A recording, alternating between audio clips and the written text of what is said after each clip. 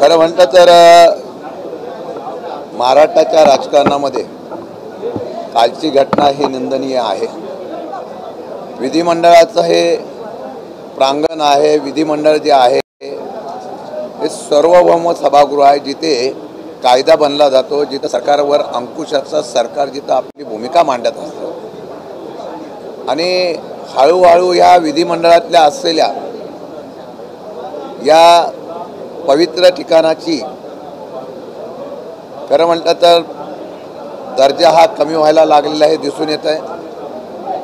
काल ज्या पद्धतीने घटना घडलेली आहे, राजकीय क्षेत्रामध्ये गुंडगिरी वाढली की त्याच्याकडून काही अपेक्षा अजून वेगळी व्यक्त करावी असं मला वाटत नाही। राजकारणामधली गुंडगिरी ज्यावेळेला काही पक्षाच्या माध्यमातून प्रेरित करून पाठिंबा दिला जातो, त्यावेळेला अशा प्रकारच्या गुंडगिरी आज विधिमंडळामध्ये आलेली आहे। उद्या कदाचित हे विधिमंडळामध्ये सुद्धा अशा प्रकारचा प्रसंग आला तर आश्चर्य वाटायला नको। सरकार यामध्ये गांभीर्य घेत नाही।